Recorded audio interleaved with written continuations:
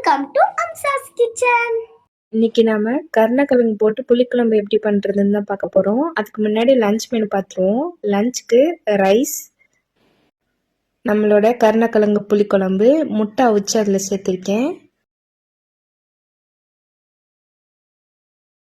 வெண்டைக்காய் பொரியல், வீட்டிலே உர ஊற்றி வச்சிருந்த தயிர். இப்போ நம்ம புளிக்குழம்பு எப்படி பண்றதுன்னு பார்க்கலாம். அதுக்கு நான் இந்த அளவு கருணக்கிழங்க எடுத்து வச்சிருக்கேன். அதை நல்லா வாஷ் பண்ணிட்டு குக்கர்ல சேர்த்துக்கோங்க.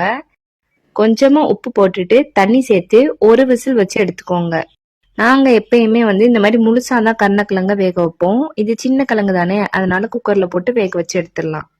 கிழங்கு வெந்ததும் இந்த மாதிரி சின்ன சின்னதா பீஸ் போட்டு வச்சுக்கோங்க. இதை ஒரு ஓரமா வச்சிடலாம். அடுத்ததா ஒரு மிக்சி ஜார்ல 1/4 மூடி தேங்காய் சேர்த்துக்கோங்க.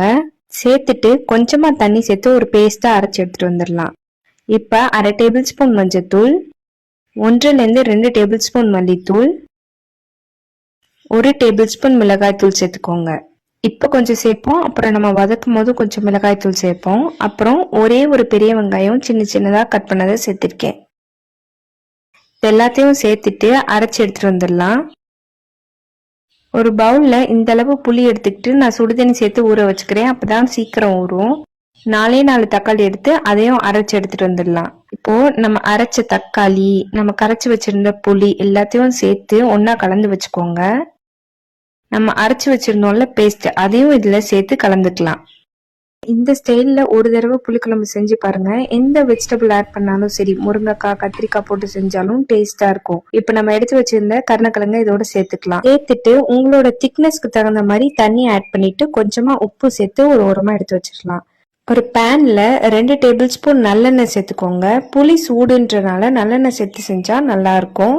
எண்ணெய் நல்லா கொதிச்சதும் 1 டேபிள் ஸ்பூன் சீரகம், 1/2 டேபிள் ஸ்பூன் வெந்தயம் சேர்த்து நல்லா பொரிஞ்சதும் வெங்காயம் ஆட் பண்ணிக்கலாம். நான் சின்ன வெங்காயம் 10-15 கட் பண்ணி சேர்த்திருக்கேன். சேர்த்துட்டு கருவேப்பிலை கொஞ்சமா சேர்த்துக்கோங்க. சேர்த்துட்டு நல்லா வதக்கிக்கலாம். வெங்காயம் நல்லா பொன்னிறமாகிற வரைக்கும் நல்லா வதக்குங்க. அப்பதான் நல்லா டேஸ்டா இருக்கும். பெரிய வெங்காயத்தை விட சின்ன வெங்காயம் இன்னும் நல்லா டேஸ்ட் இருக்கும். இப்போ 1 டேபிள் ஸ்பூன் மிளகாய் தூள் சேர்த்துக்கலாம். சேர்த்துட்டு நல்லா வதங்கினதும் நம்ம ரெடி பண்ணி வச்சிருந்த குழம்ப இதுல ஊத்திக்கலாம். ஊத்திட்டு கொதி வந்ததும் இறக்கிற வேண்டிதான்.